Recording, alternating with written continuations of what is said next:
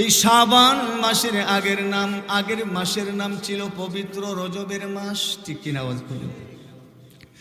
যেই রজবের চাঁদ প্রিয় নবী, হায়াতুন নবী, জিন্দা নবী, রাহমাতুল লিল আলামিন, মদিনার কামলিওয়ালাকে আল্লাহ পাক রব্বুল আলামিনের তরফ থেকে দাওয়াত করেছিলেন সেই উর্দু গগনে, সাত আসমান সাত জমিন পাড়ি দেওয়ায়া সেই আল্লাহ রব্বুল আলামিনের দরবারে সরাসরি উপস্থিত হওয়ার জন্য। জুড়ে কোন ঠিক কিনা?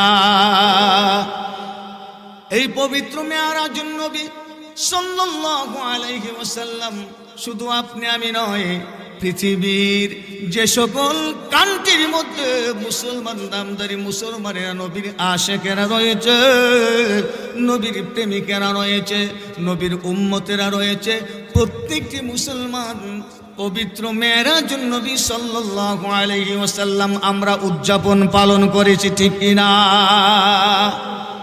আমরা দামি নবীর দামি উম্মত, এটা আমাদের ক্ষমতার বলে আল্লাহ পাক রব্বুল আলামিন করে দেন নাই। আমাদেরকে আল্লাহ পাক দামি নবীর দামির উম্মত বানিয়েছেন। এটা আমার বংশের তাকিদে নয়, এটা আমার গোষ্ঠীর তাকিদে নয়, এটা করেছেন নবী মুহাম্মদুর রাসূলুল্লাহ সাল্লাল্লাহু আলাইহি ওয়াসাল্লামের খাতিরে। জুড়ে বলুন মারহাবা, আর জুড়ে বলুন মারহাবা।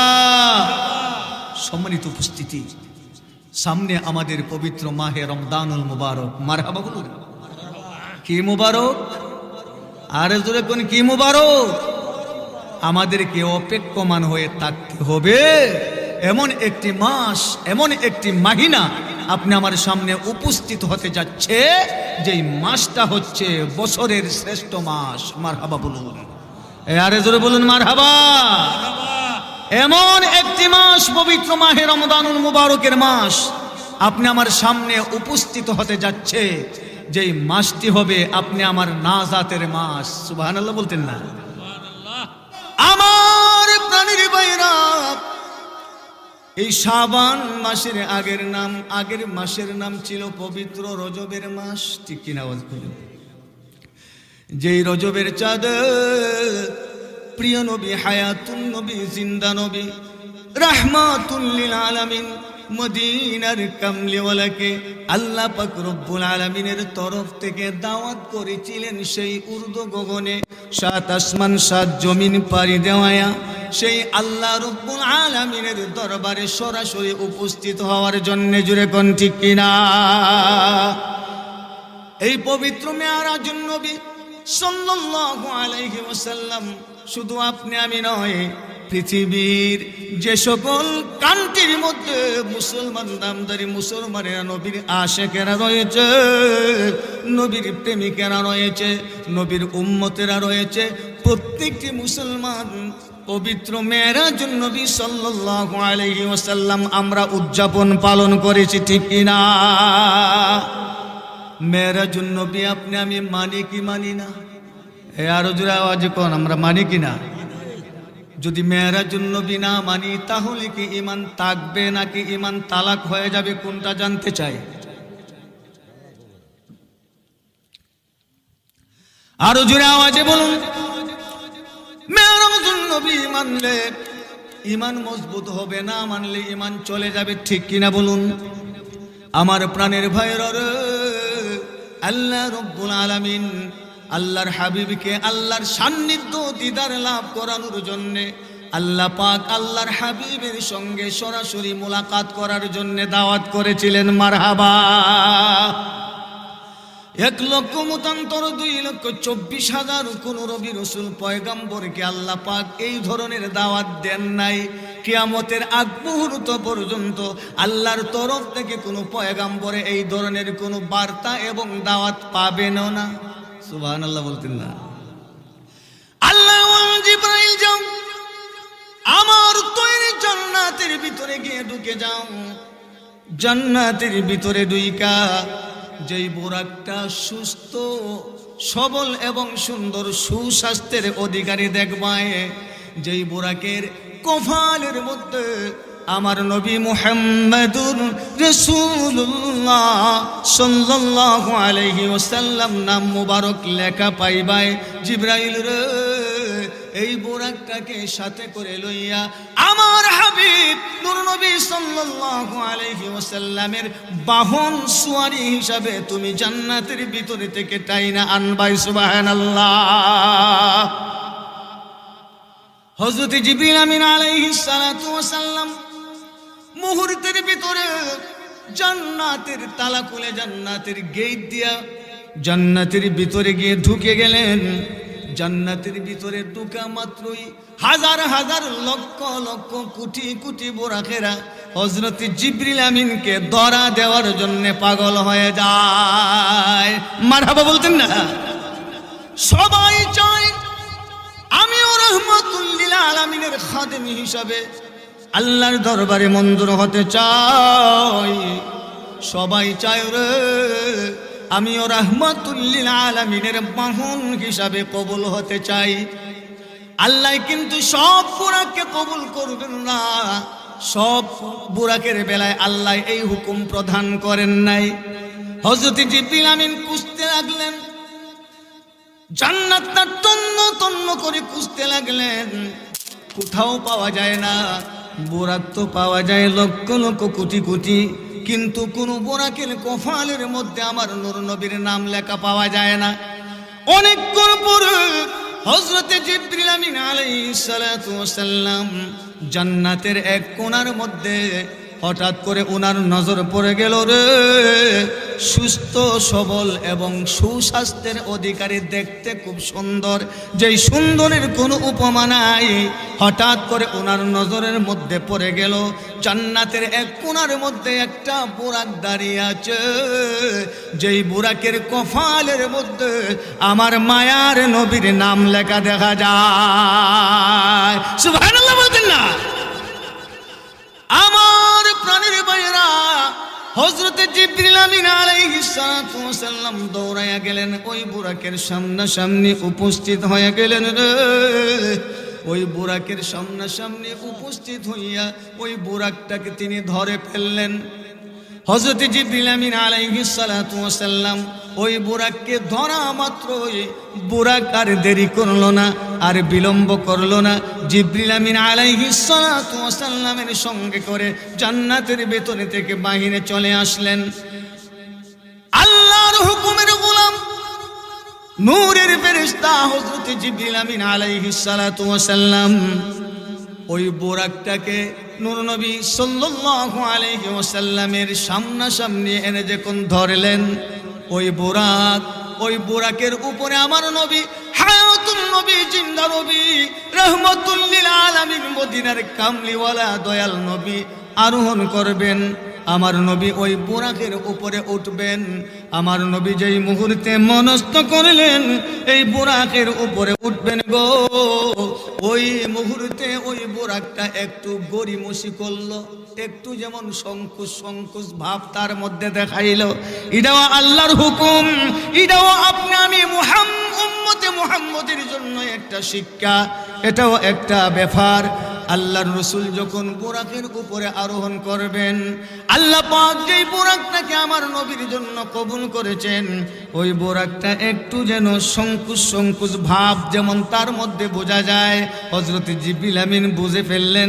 জিবরিল আমিন বলেন, বুরাক রে, তুমি জানোনি কার সওয়ারি হওয়ার জন্য আল্লাহ তোমারে কবুল করছে? বুরাক, যার খাতিরে আল্লাহ পাক কুল কায়নাত পয়দা করেছে, যার খাতিরে আল্লাহ পাক আমি জিবরাইলকে আল্লাহ পয়দা করেছে, যার খাতিরে ও বুরাক তোমাকে আল্লাহ পাক তোমাকেও কবুল করেছে রে বুরাক। তুমি যেমন আমি জিবরাইল বুঝতেছি, তোমার মধ্যে যেমন একটু ওয়ানাস্তা ভাব আমি দেখতে পাইলাম। ও বুরাক, জানোনি তুমি কার সামনে বেয়াদবির আচরণ করতে শুরু করেছ? বুরাক এবার বুঝা ফেলাইল। বুরাক আর বিলম্ব করলো না, আর দেরি করলো না।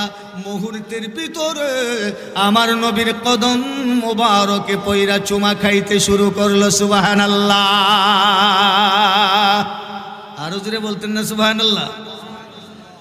আমার প্রাণের ভাইরা, বুরাক আমার নবীর কদম মোবারকের উপরে চুমা খাইল। নূর নবী সাল্লাল্লাহু আলাইহি ওয়াসাল্লাম ওই বোরাকের উপরে আরোহণ করলেন, জিব্রাইলকে সাথে করে লইয়া সেই ঊর্ধ্ব গগন, 7 আসমান 7 জমিন পাড়ি দিয়া আমার মাওলা পাকের মুলাকাতের আশা করিয়া আল্লাহর রাসূল সাল্লাল্লাহু আলাইহি ওয়াসাল্লাম ওই বোরাকের উপরে আরোহণ কইরা এবার বোরাক আকাশ পথে পাড়ি জমাতে শুরু করলো। মারহাবা বলুন, আরে জোরে বলুন মারহাবা। ইয়া রাসূলুল্লাহ ইয়া হাবিবাল্লাহ, ইয়া রাসূলুল্লাহ ইয়া হাবিবাল্লাহ, আপনি আল্লাহর নূর নবী, আমার দেহ মন বলে নবী নবী, আমার দেহ মন বলে নবী নবী। ইয়া রাসূলুল্লাহ ইয়া হাবিবাল্লাহ, ইয়া রাসূলুল্লাহ ইয়া হাবিবাল্লাহ, আপনি আল্লাহর নূর নবী, আমার দেহ মন বলে নবী নবী, আমার দেহ মন বলে নবী নবী। আমার দুই নয়নে ভাসে ছবি, ওই দুই নয়নে ভাসে ছবি, আমার দেহ মন বলে নবী নবী, আমার দেহ মন বলে নবী নবী, আমার দেহ মন বলে নবী নবী। সাইয়্যিদুল আম্বিয়া পাঠাইলেন শাই কিবরিয়া, সাইয়্যিদুল আম্বিয়া পাঠাইলেন শাই কিবরিয়া, শুনাইতে কুরআনের বাণী, আহা শুনাইতে কুরআনের বাণী, আমার দেহ মন বলে নবী নবী, আমার দেহ মন বলে নবী নবী। আমার দুই নয়নে ভাসে ছবি, আমার দুই নয়নে ভাসে ছবি, আমার দেহ মন বলে নবী নবী, আমার দেহ মন বলে নবী নবী। ইয়া রাসূলুল্লাহ ইয়া হাবিবাল্লাহ, ইয়া রাসূলুল্লাহ ইয়া হাবিবাল্লাহ, আপনি আল্লাহর নূর নবী, আমার দেহ মন বলে নবী নবী, আমার দেহ মন বলে নবী নবী।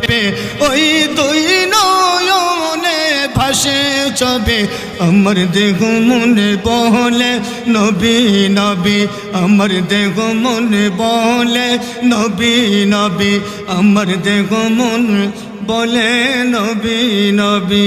মারহাবা বলুন, আরো জোরে আওয়াজে বলুন মারহাবা। আপনাদের কি খারাপ লাগতেছে, বিরক্ত হইতেছে, চোখে ঘুম আইছে? ওই চোখের ঘুমটা একটু দূরে নিবার লাগে। মাঝে মধ্যে নবীর শান, নবীর উপরে আমরা গাই, এগুলো দরকার আছে না নাই? আপনারা কি বলেন, দরকার আছে না নাই? এটা মোহব্বতের একটা ব্যাপার সেবার, ঠিক কিনা আওয়াজে বলুন। আমার প্রাণের ভাইরা, যেই কথা আমি আপনাদের সামনে আলোচনার মধ্যে ছিলাম রে, সেই ঊর্ধ্ব গগনে 7 আসমান 7 জমিন পাড়ি দিয়া জিবরিল আমিন আলাইহিস সালাতু ওয়াস সালামকে সাথে করে লইয়া আল্লাহর নবী, নূর নবী, হায়াতুন নবী, জিন্দা নবী, রাহমাতুল লিল আলামিনের মদিনার কামলিওয়ালা দয়াল নবী যখন যাইতে শুরু করলেন, আকাশ পথে যখন পাড়ি জমালেন, এমত অবস্থায় হঠাৎ করে আমার নবীর মনটা একটু দুর্বল হয়ে যায়। সুবহানাল্লাহ বলতেন না? হযরত জিবরিল আমিন বলেন, এতক্ষণ পর্যন্ত আল্লাহর নবী, নূর নবীর সাথে আমি কত প্রেমের আলাপ আলোচনা করলাম, রাস্তার মধ্যে কত সুন্দর সুন্দর নমুনার দৃশ্য আমি দেখাইলাম, কত মজার মজার কথা আমি আমার নবীর সাথে বললাম, নবী আমার সাথেও কত সুন্দর ভাষায় কথাবার্তা বললেন। কিন্তু হঠাৎ করে আমি জিবরাইল যখন জানতে পারলাম আমার নবীর মনটা একটু নরম হয়ে গেল, নবীজির মনটা একটু দুর্বল হয়ে গেল, সেই আকাশ পথে আকাশ পানে এমত অবস্থায় হযরত জিবরিল আমিন বলেন, ইয়া রাসূলুল্লাহ ইয়া হাবিবাল্লাহ, আল্লাহর নবী গো, এতক্ষণ পর্যন্ত আপনার সাথে আমি প্রেমের আলাপ করলাম, আপনিও আমার সাথে ভালোবাসার আলাপ করলেন, কত সুন্দর করে কথাবার্তা হইল দুজনের মধ্য দিয়ে, কিন্তু হঠাৎ করে কেন আপনার মন দুর্বল হয়ে গেল? আমি জিব্রাইল জানতে চাই। সুবহানাল্লাহ বলুন।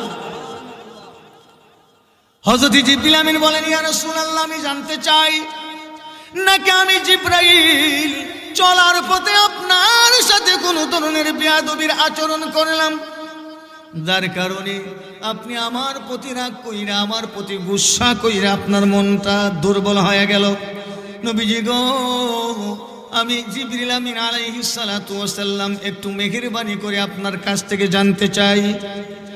আল্লাহর নবী, নূর নবী, হায়াতুন নবী, জিন্দা নবী, মদিনার কামলিওয়ালা দয়াল নবীজি বলেন, ভাই জিবরাইল রে, ও ভাই জিবরাইল না, আপনি আমার সাথে কোনো ধরনের বেয়াদবির আচরণ করেন নাই, আপনি আমার সাথে কোনো ধরনের মুস্তাফি করেন নাই রে জিবরাইল। জিবরাইল বলেন, তাহলে কেন গো রাসূল আপনার মন দুর্বল হয়ে যায়? আমার নবী বলেন, ভাই জিবরাইল তাহলে শুনো, ওই মুহূর্তে আমার গুনাহগার উম্মতের কথা মনে পড়ে যায়। সুবহানাল্লাহ বলতেন না? আনন্দঘন মুহূর্ত, যে আনন্দঘন মুহূর্তের দাওয়াত আল্লাহ মুসা নবীর বেলায় প্রদান করেন নাই, যে আনন্দঘন মুহূর্তের বেলায় আল্লাহ ঈসা রূহুল্লাহকে দাওয়াত করেন নাই, আল্লাহ পাক আর কোন নবীকে এই জাতীয় এই ধরনের দাওয়াত আল্লাহ করেন নাই, কিয়ামতের আগে আর কোন নবীকে এই ধরনের দাওয়াত করবেন না। এত আনন্দঘন মুহূর্তের ভিতরে আমার নবীজি সাল্লাল্লাহু আলাইহি ওয়াসাল্লামের আমাদের কথা মনে পড়ে গেল। সুবহানাল্লাহ বলুন। হযরত জিবরিল আমিন বলেন, ইয়া রাসূলুল্লাহ, ইয়া হাবিবাল্লাহ, কেন গো আপনার গুনাহগার উম্মতের কথা মনে পড়ে গেল? আমার নবীজি বলেন, জিবরাইল রে, একটু আগে যে বিশাল বড় একটা মাঠ, বিশাল বড় একটা ময়দান তুমি আমাকে নিয়ে পাড়ি জমাইয়া এক প্রান্ত থেকে আরেক প্রান্তের মধ্যে তুমি আমাকে নিয়ে এসেছো, তুমি জিবরাইলের মাধ্যমে জানতে চাই এই মাঠটা কোথায়, এই মাঠটার নাম কি, এই মাঠের মধ্যে কি করা হবে? হযরত জিবরিল আমিন বলেন, ইয়া রাসূলুল্লাহ, ইয়া হাবিবাল্লাহ, আল্লাহর নবী গো, যেই মাঠটা 2 মিনিট আগে আপনাকে সাথে করে নিয়ে আমি জিবরিল আমিন অতিক্রম করে আসলাম, ওই মাঠটার নামই হচ্ছে কিয়ামতের মাঠ। সুবহানাল্লাহ বলতেন না? আল্লাহর নবী বলেন, ভাই জিবরাইল,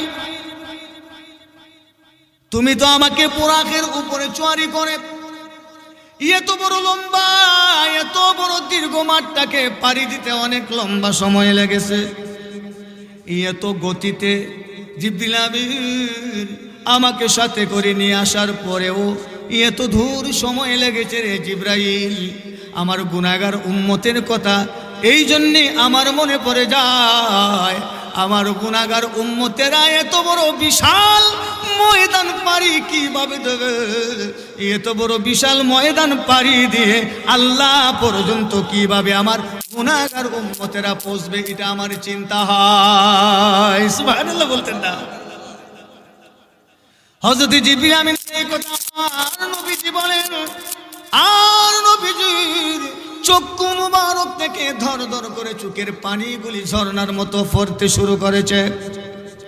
আল্লাহ পাক জিবরাইলকে বলেন, ও জিবরাইল, তুমি চিন্তা করিও না, চিন্তা করিও না, আমার হাবিব আমার বন্ধুকে তুমি জানাইয়া দেও, ইয়াউমা নাহশুরুল মুত্তাকিনা ইলার রহমানি ওয়াফদা, আমার বন্ধুকে তুমি জানিয়ে দাও, যারা মুত্তাকি হবে, যারা নামাজি হবে, যারা রোজাদার হবে, যারা পরহেজগার হবে, যারা ভালো মানুষ হয়ে কবরের জগতে আসবে, এই বিশাল বড় কিয়ামতের মাঠ পাড়ি দেওয়ার জন্য আমি আল্লাহ পাক তাদের জন্য আমার রহমতের গাড়ির ব্যবস্থা কইরা রাখবো।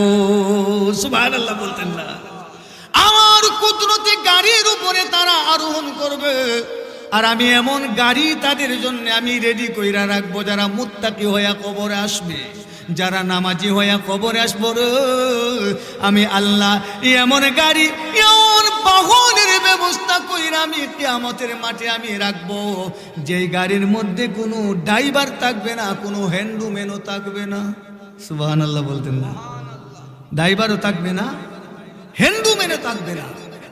কিন্তু ইহানের মধ্যে শর্ত হচ্ছে ইয়াউমা নাহশুরুল মুত্তাকিনা ইলার রহমানি ওয়াফদা।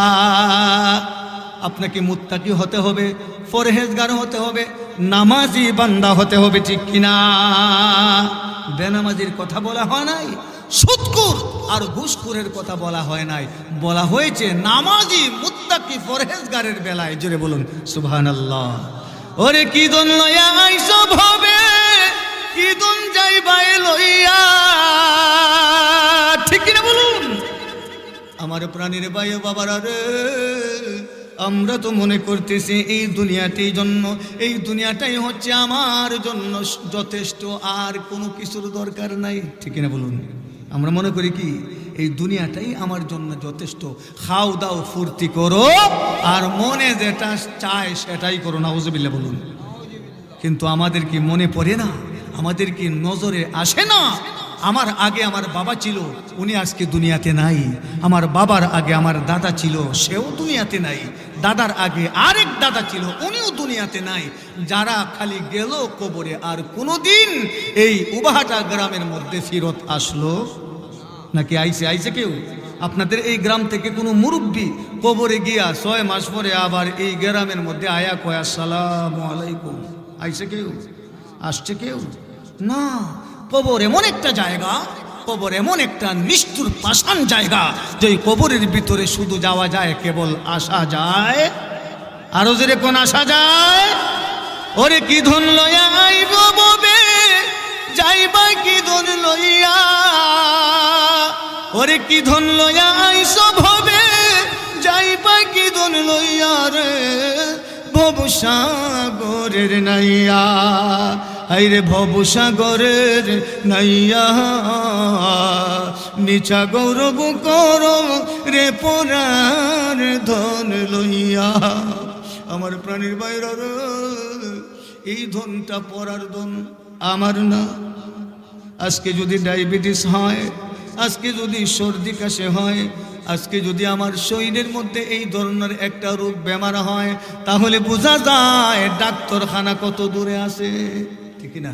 হ্যাঁ, এখন আর টাকা পয়সার দিকে আমার লক্ষ্য নাই, দরকার হয় আমি হাওলাত কইরাও আমার জীবন বাঁচাই ডাক্তারে যাই, জোরে কোন ঠিক কিনা? তাহলে বোঝা গেল এই ধন, এই 3.5 হাত বডি আল্লাহর দেওয়া প্রদত্ত নিয়ামত, ইতার মালিক আমি না, ইতার মালিক কে? আরো জোরে কোন এগুলার মালিক কে? আল্লাহ। এইগুলার মালিক যদি আল্লাহ হয়ে থাকে, তাহলে আল্লাহর দেওয়া সেই প্রদত্ত নিয়ামত আপনি আমি পাইলাম, 2টা চক্ষু পাইলাম, 2টা কান পাইলাম, 2টা হাত পাইলাম, 2টা পা পাইলাম, মুখের ভিতরে 32টি দন্ত পাইলাম। এগুলি নিয়ামত আল্লাহর তরফ থেকে, আল্লাহর প্রদত্ত নিয়ামত। আপনি আমি লাভ করার পরে কোন সাহসে আর কোন হৃদয়ে আর কোন গরিমায় আমি আল্লাহর গোলামি করি না, এটা আমার বুঝে পড়ে না, জোরে কোন ঠিক কিনা? আর না হয় 24 ঘন্টার ভিতরে আজান ঠিক ওই 5 বার হয়, কিন্তু আমি তো একবারও মসজিদে যাই না। আরো জোরে কোন ঠিক কিনা? কথা ঠিক কিনা? কথা ক্লিয়ার কিনা? এই জন্য আশেক বলে, ওরে কি ধন লইয়া আইসব হবে, কি ধন যাইবাই লইয়া রে, ভবসাগরের নাইয়া, হাইরে ভবসাগরের নাইয়া, মিছা গৌরব করো রে পরার ধন লইয়া, হাইরে ভবসাগরের নাইয়া, মিছা গৌরব করো রে পরার ধন লইয়া, হাইরে ভবসাগরের নাইয়া, মিছা গৌরব করো রে পরার ধন লইয়া। আরে কি ধন লইয়া আইসো রে তুমি, যাইবাই কি ধন লইয়া, ভবে আইসা ভুইলা গেছো ভবের মায়া পাইয়া, ঠিক না বলুন?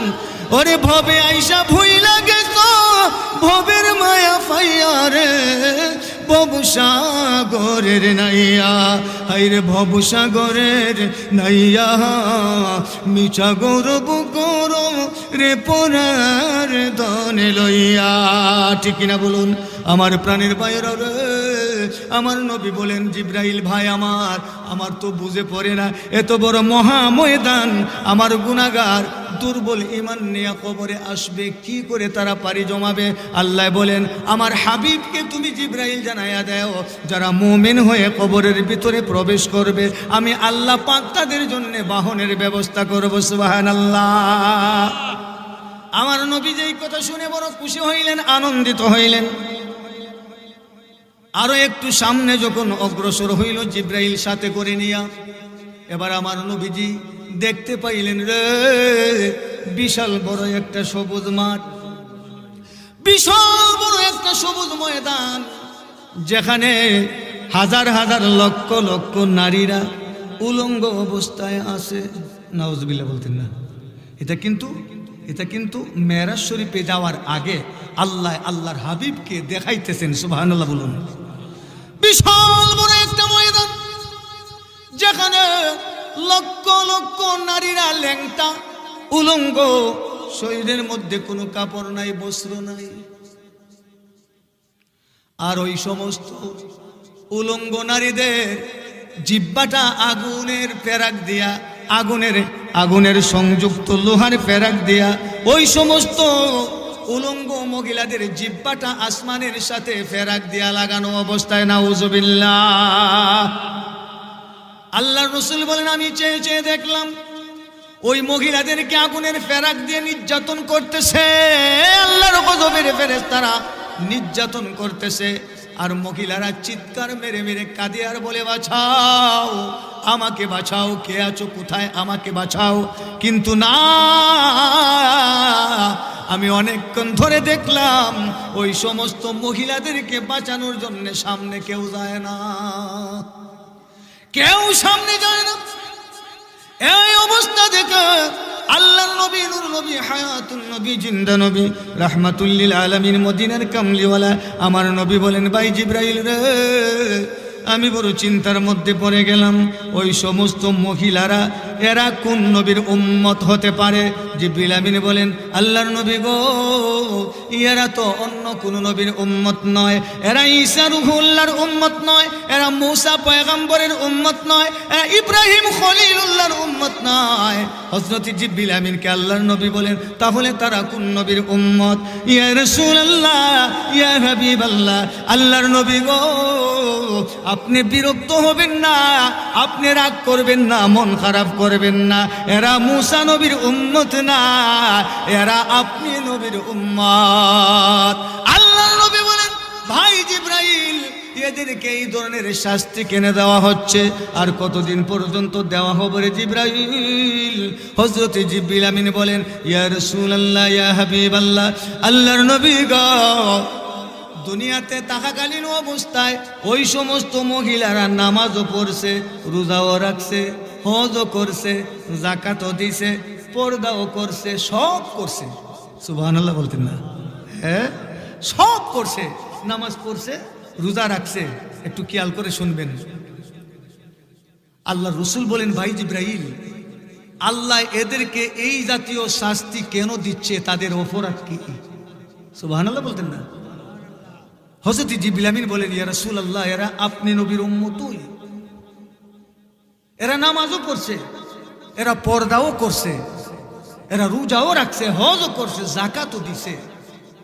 আল্লাহর নবী বলেন ভাই জিব্রাইল, এরা যদি সব কইরা থাকে তাহলে কোন দোষের কারণে, কোন অপরাধের কারণে আল্লাহ তাদেরকে এত বড় শাস্তি দিতেছে আমি জানতে চাই। সুবহানাল্লাহ বলুন।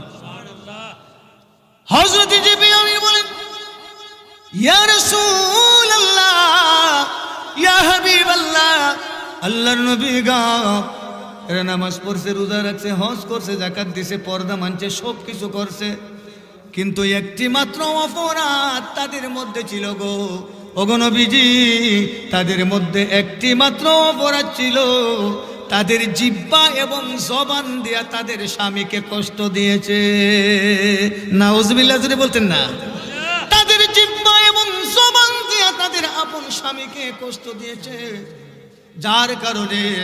যার কারণে আল্লাহ পাক তাদেরকে এই জাতীয় শাস্তির মোকাবেলা করছে। আল্লাহর রাসূল বলেন, ভাই জিবরাইল, তাহলে আমি জানতে চাই কতদিন পর্যন্ত তাদেরকে এই ধরনের শাস্তি দেওয়া হবে? হযরত জিবরিল আমিন বলেন, ইয়া রাসূলুল্লাহ, ইয়া হাবিবাল্লাহ, আমি জিবরাইলকে আল্লাহ পাক এও জানিয়ে দিয়েছেন কিয়ামতের আগ পর্যন্ত ওই সমস্ত মহিলাদেরকে আল্লাহ নিস্তার দেবে না। নাউজুবিল্লাহ বলতেন না। বিশেষ করে আমার যেই সমস্ত পর্দানিশীন মা বোনেরা আমার এই আলোচনাটা শুনতেছেন, আমি আপনাদের দৃষ্টি আকর্ষণ করে বলতে চাই, নামাজ পড়েন, রোজা রাখেন, হজ করেন, যাকাত দেন, পর্দা করেন, ভালো কথা, এইগুলা ভালো। কিন্তু আপনি যদি আপনার স্বামীর সাথে অসৎ আচরণ করেন, আপনি যদি আপনার স্বামীর কথাবার্তা না শুনেন, তাহলে নামাজ, রোজা আর হজ, যাকাত আর তাসবিহ, তাহলিল আর নেক আমল দিয়ে আল্লাহর জান্নাতে যেতে পারবেন না। ঠিক কিনা? আরো জোরে কোন ঠিক কিনা? আর আপনি যদি নামাজ, রোজা, হজ, যাকাত কমও করেন আর আপনার স্বামীর আদেশ আপনি মানেন, তাহলে স্বামী যদি আপনার উপরে সন্তুষ্ট থাকে, এই অবস্থায় যদি আপনার মৃত্যু হয়, তাহলে কিয়ামতের দিন আল্লাহ পাক আপনার স্বামীর দোয়ার বদৌলতে আল্লাহ আপনাকে জান্নাত নসিব করে দেবে। সুবহানাল্লাহ। আমার প্রাণের বন্ধু, আরো একটু দূরে যাওয়ার পরে জিবরিল আমিন আলাইহিস সালাতু ওয়াস সালাম বলেন, ইয়া রাসূলুল্লাহ, ইয়া হাবিবাল্লাহ, এই যে আরেকটা দৃশ্য আপনাকে দেখানোর জন্য আল্লাহ এইমাত্র আমি জিবরাইলকে হুকুম করলেন। আল্লাহর রাসূল বলেন, ভাই জিবরাইল রে, এই তো আমি নিজের চক্ষু মুবারক দিয়ে দেখতেছি, এই যে বিশাল বড় ময়দানের মধ্যে রে হাজার হাজার নারী এবং পুরুষ এক জায়গাতে একত্রিত আছে। নাউজুবিল্লাহ কন্যা।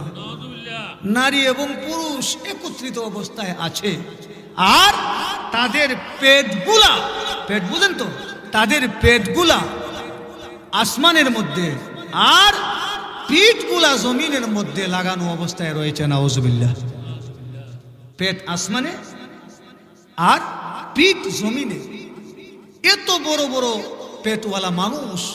আল্লাহর রাসূল বলেন, ভাই জিবরাইল, এত বড় বড় পেটওয়ালা মানুষ, আবার দেখতেছি এই বড় বড় পেটের ভিতরে বিশাল বিশাল উহুদ পাহাড় সম পরিমাণ বড় বড় অজগর সাপগুলি এই বড় বড় পেটের ভিতরে গিয়া প্রবেশ কইরা, তাদের ভিতরের নারী বুড়ি কলিজা যা কিছু আছে সব কিছু ধ্বংস কইরা, আর তারা আবার বাহিরে চলে আসতেছে। আরো কিছুক্ষণ পরে আবার গিয়া এই বড় বড় পেটওয়ালা মানুষের পেটের ভিতরে গিয়া ডুবতেছে। এই জাতীয় আঘাত প্রাপ্ত তাদেরকে করতেছে। ভাই জিবরাইল, এরা কারা? এরা কোন নবীর উম্মত? হযরত জিবরিল আমিন বলেন, ইয়া রাসূলুল্লাহ, ইয়া হাবিবাল্লাহ, আল্লাহর নবী গো, এরা তো মুসা নবীর উম্মত নয়, ঈসা রূহুল্লাহর উম্মত নয়। বলে, কোন নবীর উম্মত রে জিবরাইল? বলে, এরা আপনি নবীর উম্মত। ভাই জিবরাইল, আমি নবীর উম্মত যদি হয়ে থাকে, তাহলে আমি তোমার মাধ্যমে জানতে চাই, আল্লাহর দুনিয়ায়, আল্লাহর জমিনের উপরে তারা এমন কি পাপ কাজ করেছিল যার কারণে আল্লাহ তাদের পেটটাকে এত বড় বিশাল কইরা দিছে? নাউজুবিল্লাহ বলতেন না। এখন জিবরাইলে কয়, ইয়া রাসূলুল্লাহ, ইয়া হাবিবাল্লাহ, এরাও আগের মানুষের মতো নয়, এরাও নামাজ রোজা করছে, হজ যাকাত দিছে, সব কিছু করছে, কিন্তু এমন একটা কাজ তারা জমিনের উপরে করছে, এটা আমি জিবরাইলেও বলতে গেলে আমার কাছে ঘৃণা লাগে। নাউজুবিল্লাহ। কথাটা খেয়াল করে শুনবেন, এই কাজটা আমাদের সমাজের মধ্যে অহরহ আছে। এখন যেটা আমি আপনাদের সামনে উত্থাপন করব, আমি বলবো যেটা, এটা কিন্তু আমাদের সমাজের মধ্যে আছে। আপনাদের এই বাদে উবাহাটা আছে কিনা আমি জানি না। আমার ব্রাহ্মণবাড়িয়াতে অভাব নাই। নাউজুবিল্লাহ বলতেন না। দেখবেন হাজী সাহেবের মতো দাড়ি একটাও কাঁচা নাই, সব সাদা হয়ে গেছে। দাড়ি একটাও কাঁচা নাই, সব পেকে গেছে। নামাজ এক ওয়াক্ত কাজা করে না, রোজাও বাদ দেয় না, কিন্তু এমন একটা কাজ করে আপনি দেখলে বুঝবেনই না, মনে করবেন এই এলাকার সবচেয়ে বড় হাজী সাহেব। জোরে কোন ঠিক কিনা? বাহিরে ফিটফাট আর ভিতরে সদরঘাট। আওয়াজে বলুন ঠিক কিনা? বাহিরে কি? দেখতে বোঝা যায় না জানি কত বড় আল্লাহ ওয়ালা আইছে, কিন্তু ভিতরে সদরঘাট। হযরত জিবরাইল বলেন, আল্লাহর রাসূল বলেন, ভাই জিবরাইল তুমি তো ঘোষণা দিলে নামাজ পড়ে, রোজা রাখে, হজ করে, যাকাত দেয়, জামাতে নামাজ পড়ে, কিন্তু তারপরেও আল্লাহ কেন তাদেরকে এত বড় আযাব দেয়? হযরত জিবরাইল আমিন বলেন, ইয়া রাসূলুল্লাহ, ইয়া হাবিবাল্লাহ, আল্লাহর নবী গো, নামাজ পড়া কি হবে, রোজা রাখা কি হবে? দুনিয়ার জমিনে থাকাকালীন সময়ে তারা সুদের ব্যবসার মধ্যে জড়িত ছিল। নাউযুবিল্লাহ। একটা বদআমলি আপনাকে জাহান্নামে নিয়ে যাওয়ার জন্য যথেষ্ট। আপনি নামাজি হন, অসুবিধা নাই। আপনি রোজাদার হন, অসুবিধা নাই। আপনি হজ করেন, সমস্যা নাই। আপনি যাকাত দেন, অসুবিধা নাই। কিন্তু সব করেন, কিন্তু সুদের ব্যবসা করেন, সব আমল আপনার বরবাদ হয়ে যাবে। জুড়ে কোন ঠিক কিনা? কথাটা কি ক্লিয়ার? আপনাদের বুঝে পড়ছে? আপনাদের বুঝে পড়ছেনি? ও ভাই জিবরাইল, ভাই আমার ও জিবরাইল, তাহলে কতদিন পর্যন্ত তাদেরকে এই জাতীয় আযাব দেওয়া হবে? হযরত জিবরাইল আমিন বলেন, ইয়া রাসূলুল্লাহ, ইয়া হাবিবাল্লাহ, আল্লাহর নবী গো, কিয়ামত পর্যন্ত তাদের নিস্তার নাই। কিয়ামতের দিবসে আল্লাহ বিচার আচারের পরে তাদের ফয়সালা কি করবে এটা একমাত্র আল্লাহ পরওয়ারদিগার ছাড়া কেউ জানে না। কিন্তু কিয়ামত কবে হবে, কিয়ামত কবে হবে এটা আমি জিবরাইল জানি না। কত কোটি কোটি বছর পর্যন্ত তারা এই জাতীয় আযাবের মধ্যে থাকবে এটা একমাত্র আল্লাহ পরওয়ারদিগার ছাড়া কেউ বলতে পারবে না। ঠিক কিনা? নাকি বলা যাবে? আল্লাহর রাসূলও বলেন নাই, আল্লাহর রাসূলকেও জানাইয়া দেন নাই যে কিয়ামত এত বছর পরে হইব, তুমি আপনি আপনার উম্মতরে জানাইয়া দেন। এই কথা কি আজ পর্যন্ত শুনছেন? আমরাও শুনি নাই। না, আল্লাহর রাসূলকে তো আল্লাহ পাক এই জাতীয় কোনো বাণী আল্লাহ শোনাইয়া দেন নাই। আল্লাহ বলেন নাই যে আপনার উম্মতদেরকে বলেন আর 50 বছর পরে কিয়ামত হইব। আসেনি কোরআন, কোন কোরআন হাদিসের মধ্যে নাই।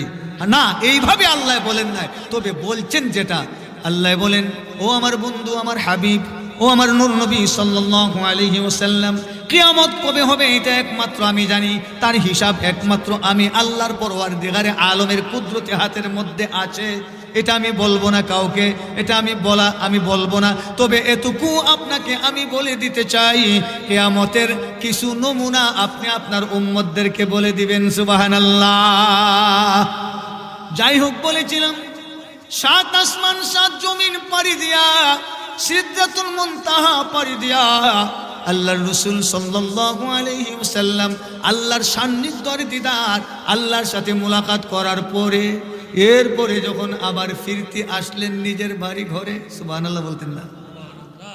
নবীজি যখন চলে আসলেন, আসার পরে আমার নবীজি সাল্লাল্লাহু আলাইহি ওয়াসাল্লাম আল্লাহর ঘর বাইতুল্লাহকে সামনে নিয়া আমার নবীজি 2 রাকাত নামাজ আদায় করলেন। সুবহানাল্লাহ জোরে কইতেন না? আমি কিন্তু কথাটা একবারে সংক্ষিপ্ত করে আনতেছি, আরো অনেক কথা। 2 রাত না 10 রাতেও নবীর মেরাজের বর্ণনা দিলে সম্ভব হবে না শেষ করা। ঠিক কিনা বলুন? হ্যাঁ, বাইতুল্লাহকে সামনে রাখিয়া, আল্লাহর ঘর খানায়ে কাবাকে সামনে রাখিয়া আমার নবীজি নামাজ আদায় করেছিলেন। নামাজ আদায় কইরা আমার নবীজি বাইতুল্লাহ শরীফকে সামনে রাখিয়া আমার নবীজি নিচের দিকে, জমিনের দিকে মাথা মুবারকটা একটু এইভাবে নিচের দিকে রাখিয়া আমার নবীজি মনে মনে খালি নিয়ত করেন, মনে মনে খালি চিন্তা করেন, আহা কি দেখলাম আর কি হইল, কি দেখলাম আর কি হইল, হায় আফসুস, হায় আফসুস, আমার যেন দেইকা আফসুস মিটল না। সুবহানাল্লাহ বলতেন না? এইভাবে চিন্তায় মগ্ন রইলেন। হঠাৎ করে পেছন থেকে দৌড়াইয়া আমার নবীজির চিরশত্রু, আমার নবীজির চির দুশ্মন, আমরা উম্মতে মুহাম্মদের চিরশত্রু, চির দুশ্মন মিস্টার আবু জেহেল, জোরে কোন নাউজুবিল্লাহ। না সুবহানাল্লাহ কইতেন? সুবহানাল্লাহ কইতেন নি? না, একজনে সুবহানাল্লাহ কই লিছে, কথা বুঝছেন নি? তো আমরা, আমাদের মধ্যে এই ধরনের আছে যে আমরা কোন জায়গার মধ্যে সম্মান করতে হবে আর কোন জায়গার মধ্যে সম্মান করা লাগবে না, এটা আমাদের অনেকের জানা নাই। জোরে কোন ঠিক কিনা? অনেক সময় এই জাতীয় কিছু নমুনা, এই জাতীয় কিছু দৃশ্য আমাদের নজরে পড়ে, নাকি পড়ে না? আমি এক জায়গাতে ওয়াজে যাব, আজ থেকে মনে হয় 2 বছর আগে। এখন রাস্তার মধ্যে আমি একটু গাড়িটা থামাইয়া, এখন কর্তৃপক্ষ থেকে আমাকে ফোন করলো, হুজুর আপনি কোথায় আসছেন? বলে আমি অমুক জায়গাতে আসি, নদীর পাড়ে। বলে ঠিক আছে হুজুর, নদীর পাড়ে যদি থাকেন তাহলে আপনার গাড়িটা এখানেই রাখেন, আর দেখেন এই বাজারের মধ্যে একটা মসজিদ আছে, এখন তো মাগরিবের সময়, আপনি নামাজটা পড়েন। আমি ঠিক আছে নামাজটা পড়লাম। আর আমরাও নৌকা নিয়ে আসতেছি। আমরা কি নিয়ে আসতেছি? নৌকা নিয়ে আসতেছি। আপনি নামাজটা পড়তে পড়তেই ইনশাল্লাহ আপনার সামনে আমরা উপস্থিত হয়ে যাব। আমি মাগরিবের নামাজটা পড়ে নিলাম। নামাজ পড়া ভাবলাম এরা যখন আসতে একটু দেরি করতেছে, আমি 1 কাপ লাল চা খাই, দরকার আছে না নাই? দোকানের ভিতরে ঢুকলাম, চা খাইব। আমি মাজন সাহেবরে কইলাম আমার 1 কাপ সুলেমানি চা দেন। সুলেমানি বুঝেননি? আমরা কেউ কই রং চা, কেউ কই আবার লাল চা, আবার সিলেটি ভাষায় অনেক জায়গা কয় সুলেমানিটা দে। আছে না নাই? আমার কিন্তু মোটামুটি জানা আছে, আপনারা কইনি? হ্যাঁ, আমি কইলাম 1 কাপ সুলেমানি চা দেও। দিল। সুলেমানি চা দেওয়ার পরে আমি চা পান করতেছি, খাইতেছি। এই অবস্থায় দেখি আমার সামনের টেবিলে 2 জন মুরব্বী। এই যে আগে কইলাম কোন জায়গায় সম্মান দেওয়া লাগে আর কোথায় সম্মান না দিলেও চলে, এটা আমরার জানা নাই। কোথায় কোন জায়গার মধ্যে আমরা আউযুবিল্লাহ বিসমিল্লাহ কোন লাগে আর কোন জায়গার মধ্যে আমাকে নাউযুবিল্লাহ কোন লাগে, এটাও আমাদের অনেকে জানা নাই। যেরকম ঠিক কিনা? তো আমার সামনের টেবিলে 2 জন মুরব্বী বসা, একজনের হাতে পাতার বিড়ি। একজনের হাতে কি? পাতার বিড়ি। চিনেননি না? বিড়ি মনে হয় আপনাদের বাদে ও বাটার মাঝে মানুষ মনে খায় না। এই বিড়ি খাওয়া অন্য আসেনি? আছে। বিড়ি খায় না এমন কোনো দেশ নাই, পৃথিবীর এমন কোন রাষ্ট্র নাই মক্কা মদিনা ও বিড়ি আছে নাকি নাই? এক হাজি সাহেব দেখলাম উনি সব কিছু লইল, আবার একটা ফুটলা ইডারে খুব সুন্দর কইরা মজবুত কইরা ইডারে লাকিজের একটা কোনার মধ্যে রাখছে। তখন আমি গিয়া সামনে পড়ে গেলাম, যে বললাম হাজি সাহেব এটা কি? কই ইডার কই না, আমার আমল একটা খুব খারাপ, লুগাইয়া সাফাইয়া নিতেছে, এটা বিড়ি, এটা কি? তাহলে বোঝা গেল যার যে আমল আছে এটা সারা বড় মুসিবত। জুড়ে কোন ঠিক কিনা? মক্কা মদিনা ও বিড়ি সিগারেট মানুষের লুগাইয়া সাফাইয়া পান করে কি করে না? তখন আমি দেখলাম যে আমার পাশে সামনের টেবিলে 2 জন মুরব্বী, একজনের হাতে পাতার বিড়ি আর একজনের হাতে নাই। এখন যেই জনে পাতার বিড়ি টানতেছে, এখন কয়েক টান দিয়া দেখুন বিড়ি খাওয়া নাজার আছে, এটা আরেকজনের মহব্বত, একজনে টান দিয়ে আর একজনের হাতও দেয়। নে রে ভাই তুই একটা টান দে। জোরে কোন ঠিক কিনা? একটা জিজ্ঞেসলাম এটা কিতা? ওইটা তুই মহব্বত। আওয়াজে বলুন ঠিক কিনা? বিড়ি খাইয়া মহব্বত বাড়ায়। যাই হোক, এখন আমি দেখলাম বিষয় বোঝায় ঠিক কিনা? এখন মুরব্বী আরেক মুরব্বীরে বিড়ি দেয়, এখন এই জায়গার মধ্যে সম্মান লইছে, আমি এটা দেখে ফেলাইলাম। এইভাবে তো সম্মান দেয়া বিড়ি লইছে, এখানেই শেষ না, আবার কয় বিসমিল্লাহির রহমানির রহিম। দেখছেন কি কয়? বিড়ি লইয়ার সময় কয় বিসমিল্লাহির রহমানির রহিম। আমি দেখে আর হাসি থামায় রাখতে পারলাম না। আমি যখন হাসি মাইরা দিলাম, এখন মুরব্বী মাইন্ড করে লেছে। মুরব্বী কি করছে? আপনার বাড়ি কই? দেখতে তো দেখা যায় মুন্সির মতো, মোল্লার মতো, আপনি হাসি মারলেন কেন? আমি কইলাম না বাবা, আমার আর একটা কথা মনে হয়েছে। এখন এখানের মধ্যে যদি কই বলি বিড়ি নেওয়ার সময় বিসমিল্লাহ কইলা, তো গেছে আরেক দেশের মধ্যে, এখানের মধ্যে বিশৃঙ্খলা লাগবো। জোরে কোন ঠিক কিনা? তা আমি এটাই আপনাদেরকে বুঝাইতে চাইলাম, কোন জায়গার মধ্যে আদব রক্ষা করতে হয় আর কোন জায়গার মধ্যে বিসমিল্লাহ বলতে হয়, এটা আমাদের অনেকেরই জানা নাই। জোরে কোন ঠিক কিনা? বিড়ি গ্রহণ করার সময় আরেকজনের হাত থেকে বিসমিল্লাহ কোন লাগবো কোনো কিতাবের মধ্যে আছে? থাকলে আমারে দেখান আছে? নাই। আমার প্রাণের বাইরে বলতেছিলাম, আমার নবীর চির দুশমন এবং শত্রু মিস্টার আবু জেহেল দৌড়াইয়া নবীর পেছন দিক থেকে চলে আসলো, মনে আসেনি? আমার নবীর সামনাসামনি আইসা বলতেছেন, আব্দুল্লাহর ছেলে মুহাম্মদ সাল্লাল্লাহু আলাইহি ওয়াসাল্লাম, তোমাকে অনেকক্ষণ ধরে আমি দেখতেছি আল্লাহর ঘরের সামনে তুমি নিচের দিকে মাথা মুবারক দিয়ে তুমি জানো কি চিন্তা করতেছো? সুবহানাল্লাহ বলতেন না? আচ্ছা, আমি আবু জেহেল তোমাকে তোমার মুরব্বী হিসাবে একটা বিষয় তোমার কাছ থেকে জানতে চাই। বলে আপনি কি জানতে চান? বলে জানতে চাই এই বিষয়টা ওই যে প্রতিদিনও তুমি নতুন নতুন কিছু কথা কও। কি কও? প্রতিদিন তুমি মুহাম্মদ নতুন নতুন কিছু কথা কও। আমি আবু জেহেল জানতে চাই আজকে কি কোনো নতুন কোনো কথা তোমার কাছে আছে কিনা? আমার নবীজি সাল্লাল্লাহু আলাইহি ওয়াসাল্লাম বলেন, হ্যাঁ অবশ্যই আছে। মারহাবা বলতেন না? আমার নবী বলেন, অবশ্যই আমার কাছে আজকেও নতুন কথা আছে। মিস্টার আবু জেহেল বলেন, মুহাম্মদ সাল্লাল্লাহু আলাইহি ওয়াসাল্লাম কি নতুন কথা তোমার কাছে আছে? বলে তাহলে শুনুন গো, গত রাতে আল্লাহ পাক আমাকে দাওয়াত দিয়া 7 আসমান 7 জমিন পাড়ি জমাইয়া সেই উর্দু গগরে বোরাকের উপরে সোয়ারি করাইয়া জিব্রাইলকে সাথে করে দিয়া আল্লাহ পাকের দিদারের আশায় আল্লাহ পাক রব্বুল আলামিন আমাকে জান্নাত দেখাইছেন, জাহান্নাম দেখাইছেন। আল্লাহর সৃষ্টি নাজ নিয়ামত আমাকে আল্লাহ পাক দেখাইয়া অনুভব করাইয়া তারপরে হযরতে জিবরিল আমিনের মাধ্যমে পুনরায় আমাকে আমার গন্তব্যস্থলে দিয়ে গেছেন। এখন আমি নামাজ পড়লাম, আমি এত কিছু দেখে আসলাম, আর এখন মাথা মুবারক, কল্লা মুবারক এই জমিনের দিকে দিয়ে আমি এই চিন্তাটাও করতেছি, আহারে এত নাজ নিয়ামত আল্লাহ পাক আমার গুনাহগার উম্মতের জন্য রেখেছেন, আমি দেখার পরে যেটা বলতে পারতেছি না। সুবহানাল্লাহ বলতেন না?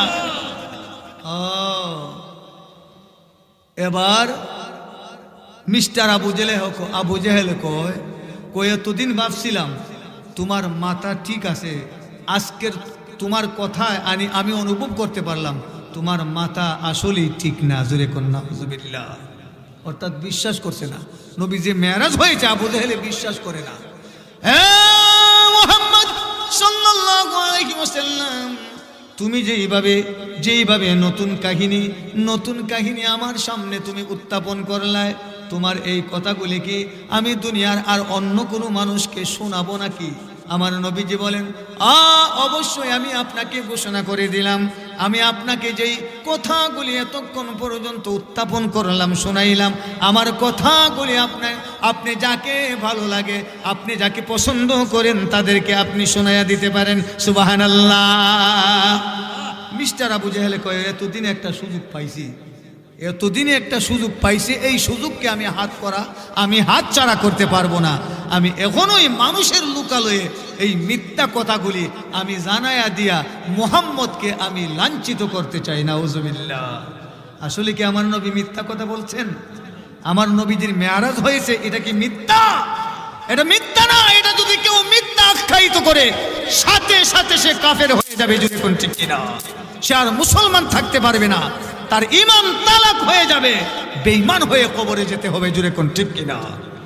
আমার প্রাণের ভাইরা, আমার নবী বলেন কোনো সমস্যা নাই, আপনি যাকে খুশি তাকে আপনি শোনাতে পারেন, আমার আপত্তি নাই। মিস্টার আবু জেহেল দৌড় মারিয়া সর্বপ্রথম সিদ্দিক আকবর হযরত আবু বকর সিদ্দিক রাদিয়াল্লাহু তাআলা আনহুর বাড়িতে চলে গেলেন। সুবহানাল্লাহ বলতেন না? আবু জেহেল চলে গেল, হযরত আবু বকর সিদ্দিক রাদিয়াল্লাহু তাআলা আনহুর বাড়িতে চলে গেল। হযরত আবু বকর সিদ্দিক রাদিয়াল্লাহু তাআলা আনহুর বাড়িতে গিয়া সিদ্দিক আকবর আবু বকর সিদ্দিক রাদিয়াল্লাহু তাআলা আনহুর সামনাসামনি যায় বলেন, আবু বকর হে শুনছনি কিছু? শুনছনি বলে কি শুনতাম? বলে আব্দুল্লাহর ছেলে মুহাম্মদ সাল্লাল্লাহু আলাইহি ওয়াসাল্লামের সামনে গিয়েছিলাম, আল্লাহর ঘর বাইতুল্লাহকে সামনে রাখিয়া নামাজ পড়েছে, আর মনে মনে চিন্তা করে আমি চিন্তা ভাবনা করিয়া মুহাম্মদ সাল্লাল্লাহু আলাইহি ওয়াসাল্লামের সামনে যাওয়ার পরে আমাকে বলেছে সে নাকি সেই উর্দু গগন পাড়ি দিয়া 7 আসমান 7 জমিন পাড়ি দিয়া সে নাকি আল্লাহর দিদার লাভ করে মেরাজ করে এসেছে। আবু বকর সিদ্দিক রাদিয়াল্লাহু তাআলা বলেন, আমার নবী যদি বলে থাকেন, আমার নবীর কথা আমি বিশ্বাস করে নিলাম। আমার নবী যে মেরাজ গিয়েছেন এটা সত্য, আমি বিশ্বাস করে নিলাম। এতে মিথ্যার কোনো অবকাশ নাই। জোরে কোন সুবহানাল্লাহ। আমি বিশ্বাস করলাম এটা অবশ্যই সত্য। সত্য, মিথ্যার কোনো অবকাশ নাই। আমার নবীর মেরাজ হয়েছে, এটা চরম সত্য। এই সত্যকে বিশ্বাস করার পরে আমার দয়াল নবী রাহমাতুল লিল আলামিন মদিনার কামলিওয়ালার সামনে হযরত আবু বকর চলে আসলেন। আয়েশা দেখলেন এখনো আল্লাহর ঘর খানায়ে কাবাকে সামনে রাখি আমার নবী যেন কি চিন্তা করে। সুবহানাল্লাহ। আমার নবীকে এসে সালাম করলেন হযরত আবু বকর।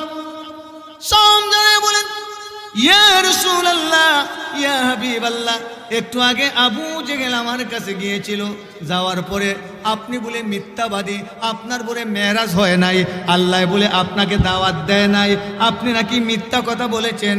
আবু জেহেলের সামনে আপনি নাকি মিথ্যা কথা বলেছেন। আবু জেহেল আমাকে এইভাবে গিয়ে ঘোষণা দিয়া বলল। আমার নবী বলেন, আবু বকর, আবু জেহেল যেই কথা বলেছে তোমার কি মনে হয়? হযরত আবু বকর বলেন, ইয়া রাসূলুল্লাহ, ইয়া হাবিবাল্লাহ, আমি ওই আল্লাহর কসম করে বলি, ইয়া রাসূলুল্লাহ, ইয়া হাবিবাল্লাহ, আপনি যা বলেছেন তা মহাসত্য। সুবহানাল্লাহ। আমার নবী বলেন, আবু বকর, এতদিন তুমি ছিলে আবু বকর, আজ থেকে আমি তোমারে টাইটেল দিলাম, তুমি হইলাই সিদ্দিক। সুবহানাল্লাহ বলতেন না? ওই দিন থেকে হযরত আবু বকর সিদ্দিক রাদিয়াল্লাহু, এই সিদ্দিক উপাধি ওই দিন থেকে আমার নবী হযরত আবু বকরকে লাগায় দিলেন। জুড়ে বলুন মারহাবা। ইয়া রাসূলুল্লাহ, ইয়া হাবিবাল্লাহ, ইয়া রাসূলুল্লাহ, ইয়া হাবিবাল্লাহ, ইয়া রাসূলুল্লাহ, ইয়া রাসূলুল্লাহ, ইয়া হাবিবাল্লাহ, ইয়া রাসূলুল্লাহ,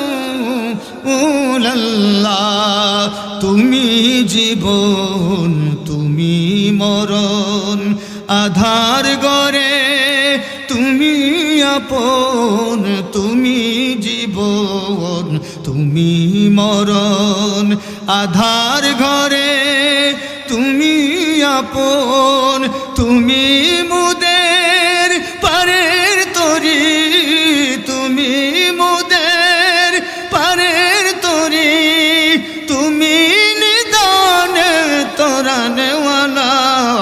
ইয়া রাসূলুল্লাহ, ইয়া হাবিবাল্লাহ, ইয়া রাসূলুল্লাহ, ইয়া হাবিবাল্লাহ, ইয়া রাসূলুল্লাহ।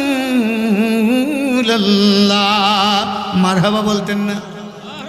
আল্লাহ বলেন, ও পৃথিবীর মানুষেরা, ওই মানুষটা, ওই বান্দাটাই হচ্ছে আমি আল্লাহর কাছে সবচেয়ে প্রিয় বান্দা, যেই বান্দাটা সব সময় সত্য কথা কয়। সুবহানাল্লাহ বলতেন না?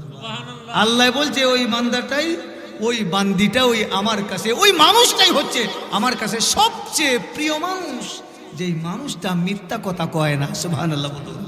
আর আমরার অভ্যাস হইল একটা সত্যের সাথে তিনটা মিথ্যা না কইলে আমার ঘুমে ধরে না। আওয়াজে বলুন ঠিক কিনা? হ্যাঁ, সত্য কথা যারা বলে তারাই সত্যবাদী, তারাই কি সত্যবাদী। এক সাহাবী যে কোনো নমুনার কারণে জেনার কাজে লিপ্ত হয়ে গেছে। কি হয়ে গেছে? জেনা করে ফেলেছে। আরেক পর মহিলার সাথে, অপর মহিলার সাথে, বেগানা মহিলার সাথে জেনা করে ফেলেছে।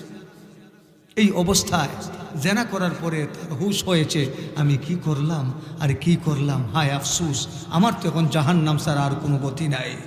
জোরে বলুন ঠিক কিনা? এখন কি করা যায়? মনে শান্তি নাই, মসজিদে গিয়েও শান্তি নাই, না কোনো কাজে তার শান্তি পাওয়া যায় না, কোনো কাজে তার শান্তি নাই, অশান্তির সাগরের মধ্যে হাবুডুবু কাটছে। এই অবস্থায় দৌড় মাইরা গেল মসজিদে নববীর ভিতরে আমার নবীর সামনে। জোরে বলুন সুবহানাল্লাহ। আমার নবীর সামনে যাইয়া বলেন, ইয়া রাসূলুল্লাহ, ইয়া হাবিবাল্লাহ, আল্লাহর নবী গো, ইয়া রাসূলুল্লাহ, আমি আপনার দরবারে অপরাধী হইয়া এসেছি। আমি সবচেয়ে বড় অপরাধী। এই নীল আকাশের নিচে জমিনের উপরে আমার মতো এত বড় অপরাধী আর কেউ নাই। সুবহানাল্লাহ বলতেন না? আর ওই মানুষটাই হচ্ছে আরো বেশি ভালো মানুষ, যারা নিজের অপরাধকে নিজে স্বীকার করে, যারা নিজের ভুলকে নিজে বুঝে আল্লাহর দরবারে আত্মসমর্পণ করে, ঠিক কিনা? আল্লাহর দরবারে কি করে? আত্মসমর্পণ করে। আল্লাহর দরবারে কি করে? আত্মসমর্পণ করে। আর আল্লাহর দরবারে আত্মসমর্পণকারীরাই হচ্ছে আল্লাহর প্রিয় মানুষ। এরা হচ্ছে আল্লাহর কথা, যে যারা আমি আল্লাহর দরবারে সব সময় নিজেকে নিজে রুজু রাখে, নিজেকে নিজে দুর্বল রাখে, আর মনে মনে ভাবে যে আমার মতো এত বড় পাপী মানুষ এই জমিন আর কেউ নাই। জুড়ে বলুন না সুবহানাল্লাহ। আল্লাহ ওই সমস্ত মানুষকে বেশি মায়া করে, বেশি মহব্বত করে, বেশি মাফ করে। আর আমাদের কাজ হচ্ছে জীবনে কত গুনাহ নিজের অজান্তে, জান্না না জান্না করছি, হাত দিয়া গুনাহ করছি, পা দিয়া গুনাহ করছি, জান্না গুনাহ করছি, না জান্না গুনাহ করছি, গোপনে গুনাহ করছি, প্রকাশ্যে গুনাহ করছি। আমার ওই সমস্ত গুনাহগুলি একবারও ভুলে আমি মনে কইরা আল্লাহর দরবারে তওবা করি না। জুড়ে কোন ঠিক কিনা? আল্লাহ পাক রব্বুল আলামিন আমরা প্রত্যেককে যেন বেশি বেশি করে তাওবা করার তৌফিক দান করে। সকলে বলি আমিন। আমাদেরকে যেন আল্লাহর দরবারে আত্মসমর্পণকারী হয়ে মৃত্যুবরণ করার তৌফিক দান করে। আমরা সকলে বলি আমিন। আরও জোরে বলি আমিন। আজকের এই মাহফিলকে যেন কিয়ামতের মুসিবতের ময়দানে আপনি আমার নাজাতের উসিলা করে আমাদেরকে যেন মাফ করে। সকলে বলি আমিন। সাল্লাল্লাহু আলা সাইয়্যিদিনা ওয়া মাওলানা মুহাম্মদ وعلى آله وأصحابه وسلم بلغ